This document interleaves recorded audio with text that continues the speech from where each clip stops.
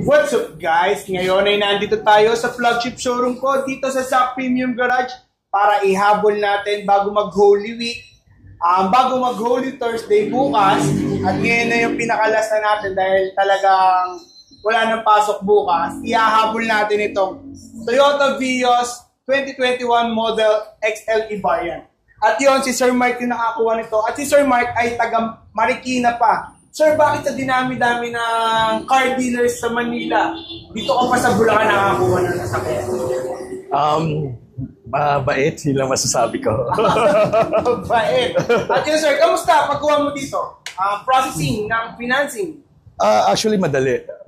Smooth sailing siya. Tapos, nakakatuwa lang dahil thorough sila investigate. Yun lang. Dito naman kasi sir, talagang pag once na nag-reserve ka, sigurado sa'yo na yung sasakyan. Pipilitin ko talagang makuha mo yung sasakyan. Proven. Magagalit ako dyan, no? Pagka hindi nila binigay sa'yo. Proven naman. Oo, proven naman. At yun, maraming salamat sir sa pagtitiwala mo sa Zack Premium Garage. Thank you po at congratulations. Si sir nga pala may CMAQ, kaya hindi siya ma-approve sa mga brand new cars. Pero dito sa amin ng Global Dominion, kami lang ang may kaya nito. Kahit sabihin pa na ibang financing company na kaya nila, pero kami pa rin ang may kaya nito. Number 1 talaga ang Global Dominion. At yun guys, sa lahat ng gustong kumuha ng second-hand quality used cars, punta na kayo dito sa Sabang Baliwag, Bulacan. Open kami daily 7 a.m. to 7 p.m.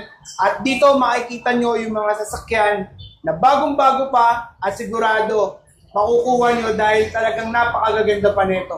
At yun, maraming salamat muli sa Global Dominion, Ma'am Eugene, Sir Ed, at sa buong Team Baliwag, buong Team Baliwag branch ng Global Dominion. Maraming salamat po sa inyo. Ayun guys, bukas, ano na tayo, tawag dito pare? Mamamanata. Mangingiling tayo. Kaya bukas, sarado tayo. At yun, maraming salamat. Babalik tayo sa Monday ulit. Thank you guys. Bye! Sir, salamat. Wala na, sir.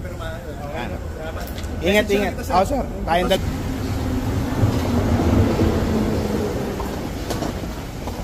Sir, thank you ah. Salamat.